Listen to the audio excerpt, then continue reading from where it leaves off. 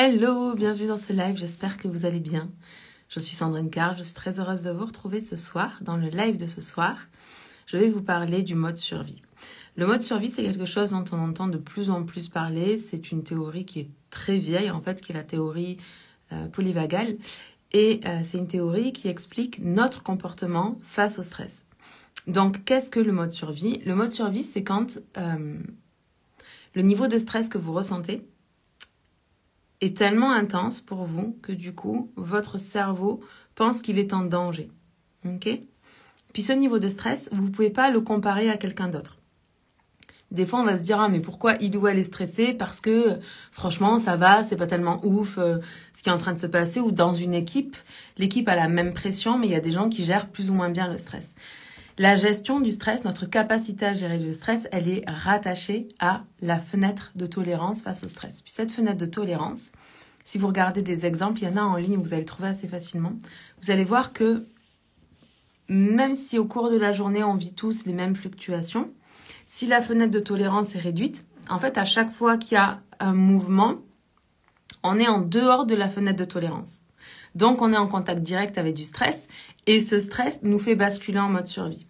Et nos réactions, quand on est en mode survie, c'est le combat, la fuite et le gel.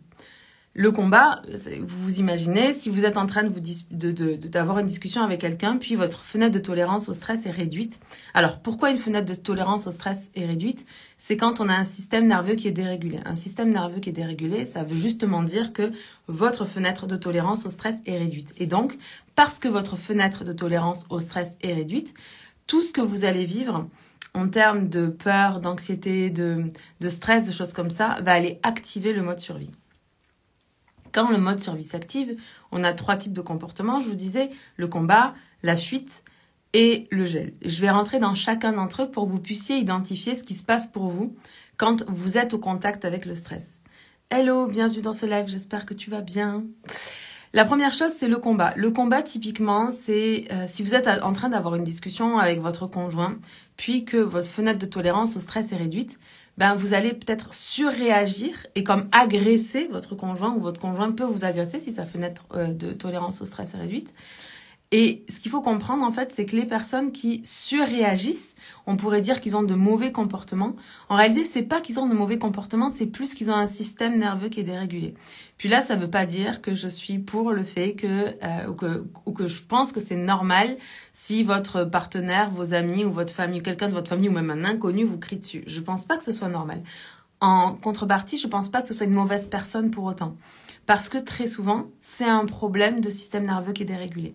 Donc ça peut être un exemple de combat, mais le combat, ça peut aussi être, si vous êtes entrepreneur et que vous êtes face au stress, le fait que vous alliez faire tout un tas d'actions dans tous les sens, complètement éparpillées, et qu'à la fin de la journée, vous avez passé la journée à faire tout un tas de choses, mais vous ne ressentez pas le sentiment d'accomplissement parce qu'il n'y a rien de concret qui a été mis dans la matière. La deuxième réaction face au stress, ça va être la fuite. Et la fuite, c'est quand vous allez scroller sur les réseaux sociaux parce que vous ressentez une émotion désagréable, peut-être du stress, peut-être de la pression, peut-être que vous avez peur de prendre une décision ou des choses comme ça. Puis cette peur, elle crée à l'intérieur de vous du stress. Et ce stress, encore une fois, il va vous faire basculer en mode survie. Et donc, vous allez aller fuir. Et donc, on peut fuir avec tout un tas de tampons émotionnels. Les tampons émotionnels que vous pouvez utiliser, c'est très courant, scroller sur les réseaux sociaux. Ça peut être jouer sur des jeux sur votre téléphone, jouer à la console, regarder des séries. Mais comme si vous enchaînez les épisodes les uns après les autres, c'est pas comme si vous regardez un épisode puis vous faites autre chose. C'est vraiment le tampon émotionnel, c'est quand vous enchaînez les épisodes. Donc il y a ça. Il va y avoir bien sûr la cigarette, l'alcool, toute forme de drogue. Les comportements ou les troubles alimentaires par rapport à l'alimentation, c'est-à-dire le fait d'utiliser l'alimentation, les aliments comme un tampon émotionnel pour vous faire vous sentir bien. Et la troisième réaction face au stress, c'est le gel. Et ça, si vous m'avez déjà entendu parler de ça, si vous avez déjà écouté des lives de moi sur ce sujet-là, vous savez que je trouve que le gel, ce qu'on peut aussi appeler l'état de sidération, je vais revenir là-dessus, mais le gel, le freeze dans la littérature anglo-saxonne, je trouve que c'est le pire.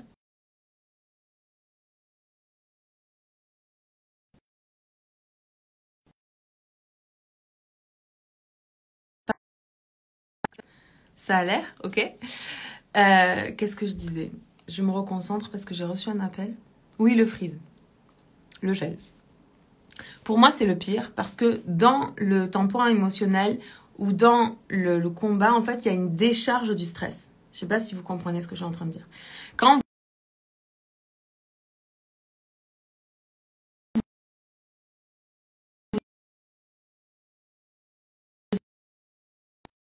je suis désolée, on a été coupé parce que je reçois des appels, j'espère que c'est le dernier. Donc ça me demande le temps de me reconcentrer. Je parlais du gel. Ah oui, c'est ça. Je vous ai expliqué que quand vous êtes en combat, donc par exemple quand vous criez sur votre conjoint, parce que quand on a une fenêtre de tolérance au stress qui est réduite, en fait on se sent vulnérable et donc on se sent plus facilement agressé, même si la personne ne cherche pas nécessairement à nous agresser. On prend les choses pour nous. Vous voyez cet accord Toltec là, ben, c'est exactement ça. Quand on va crier, on est en train de décharger ce qu'on ressent. Ça ne veut pas dire que c'est un bon comportement, mais c'est un comportement qui s'explique par un système nerveux dérégulé. Donc là, on évacue l'émotion. Quand on utilise un tampon émotionnel, alors on n'est pas en train de traiter l'émotion, ni dans un cas ni dans l'autre, mais dans le tampon émotionnel, on va remplacer l'émotion désagréable par quelque chose d'agréable. Le plaisir immédiat, le shoot de dopamine, les choses comme ça. Mais dans le gel, dans le freeze, dans la sidération, on est comme figé comme ça. Puis j'ai vécu ça juste avant de faire mon burn-out. J'étais vraiment dans des états où j'étais allongée sur mon canapé. Et puis, j'arrivais pas à bouger. Je savais pas quoi faire. Je savais pas quelle décision prendre. J'avais l'impression même qu'on m'appuyait comme ça, là, sur la poitrine et qu'on m'enfonçait dans le canapé. C'était un sentiment qui est vraiment très désagréable. Et c'est parce que mon système nerveux était complètement dérégulé. Et donc, le danger pour moi dans ces phases-là, c'est que, premièrement, on va avoir tendance à se poser beaucoup de questions et à rester dans notre tête. Or, plus on reste dans notre tête, plus ça aggrave l'effet de sidération que l'on ressent. L'effet de sidération, c'est quand vous êtes incapable de décider ce que vous allez manger.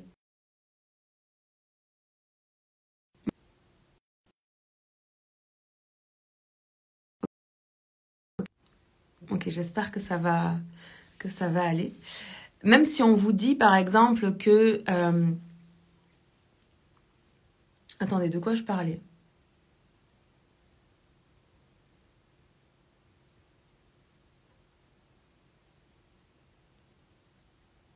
Non, je sais plus, je suis désolée, j'ai perdu le fil de ce que je voulais dire par rapport à la sidération. Ah oui, c'est ça. Je vous disais qu'on était incapable de prendre des décisions dans ces moments-là. Même si on vous dit, par exemple, ok, tu sais pas quoi manger, mais est-ce que tu veux des petits pots ou des haricots verts? Même là, on n'est pas capable de prendre la décision. On est incapable de dire, ok, est-ce que je vais au yoga ou est-ce que j'y vais pas? C'est comme si notre capacité de décision avait disparu. Et la raison pour laquelle on n'arrive pas à décider, c'est parce qu'en fait, une des peurs à la temporisation, c'est la peur de prendre la mauvaise décision. Ok? Et c'est connecté à la peur. Et quand on est dans nos mécanismes de survie, c'est comme si la peur, elle était suractivée. Donc en fait, on n'arrive plus même, ne serait-ce qu'on a de la difficulté pour certains d'entre nous, à ne serait-ce qu'avoir un lien avec nos émotions, développer notre intelligence émotionnelle, parce qu'on est vraiment complètement figé. Donc voilà, je voulais vous parler du mode survie pour que vous puissiez vous représenter les différents états, puis voir quel est votre état à vous et dans quelle situation vous allez vous rendre compte que vous avez en général, on fonctionne selon des habitudes, on est des êtres d'habitude, et puis on va toujours adopter le même tampon émotionnel, par exemple, pour faire face à une situation de stress, où on va avoir la même réaction. Et ce que je veux que vous compreniez, c'est que les personnes qui ont un système nerveux qui est dérégulé, soit qui partent au combat de suite, voilà, qui s'énervent facilement, des choses comme ça, soit qui sont en train de fuir sur leur téléphone ou des choses comme ça, ou encore qui soient complètement figés et incapables vraiment de prendre des décisions, de se mettre en mouvement, de décider ce qui est bon ou pas, ce qu'ils aiment ou pas, de quoi ils ont envie ou de quoi ils n'ont pas envie. Je veux que vous compreniez que premièrement, c'est pas des mauvaises personnes. Et si c'est un de vos conjoints qui est dans cette situation aujourd'hui, le plus important, c'est de permettre à son système nerveux de se réguler. Il y a plein de choses que vous pouvez faire. La respiration, par le nez et avec le ventre, par exemple, est très bonne. Vous pouvez respirer, moi j'enseigne ça en 2-4. Donc 2 temps d'inspiration. Par exemple, vous inspirez sur 2 secondes et vous expirez sur 4 secondes. Si ça c'est trop rapide pour vous, vous avez une grande amplitude, vous pouvez le faire en 3-6 ou en 4-8. Mais l'idée c'est que votre expiration soit 2 fois plus longue que votre inspiration.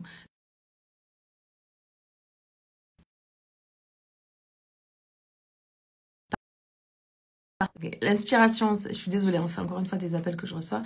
L'inspiration, ça va sécréter de l'adrénaline et puis l'expiration de l'acétylcholine. Et du coup, ça va, avec le GABA, ralentir le système nerveux. Donc ça, c'est les choses que vous pouvez faire. La respiration, vous pouvez faire le shaking. Vous savez, quand on secoue comme ça, comme les animaux quand ils se font pourchasser dans la nature, quand une gazelle, elle échappe à un lion, après elle se secoue très fort. Et bien, le fait de se secouer comme ça, c'est pour évacuer le cortisol. Donc, le shaking, c'est très bon. Vous pouvez utiliser aussi le focus extérieur. Justement, comme je vous disais, dans cette phase de sidération, là où on ne sait pas quoi faire, on va penser à ce qu'on devrait faire encore et encore et encore, et plus on pense et plus on dérégule notre système nerveux. Ce qu'il faut, c'est revenir au corps. Le problème, c'est que quand on est dans ces états-là, on n'arrive pas, c'est comme si on était coupé, c'est comme si notre mental dominait absolument tout notre être, ok ? Et donc, il va falloir revenir au corps, ou en tout cas sortir de notre tête, dans un premier temps. Et le focus extérieur est bon pour ça, parce que vous allez pouvoir prendre, si je prends par exemple le pot de crayon qu'il y a sur mon bureau, je vais nommer les objets, je vais dire un stylo bleu, une paire de ciseaux dorés, un stylo 4 couleurs, un Tipex bleu, une règle en métal carré. Vous voyez ce que je veux dire? Le fait de nommer les objets comme ça, ça fait que votre focus, il est à l'extérieur et plus à l'intérieur. Ensuite, ce que vous pouvez faire, c'est des exercices de balancement. Ça, c'est très, très, très, très bon et très, très relaxant pour le cerveau. À chaque fois que je donne ça à mes clientes ou à mes amies, elles trouvent vraiment un effet extrêmement bénéfique. Et puis, qu'est-ce que vous pourriez faire d'autre? Je vous ai parlé des respirations, du balancement, du shaking, du focus extérieur. Je pense que j'en oublie.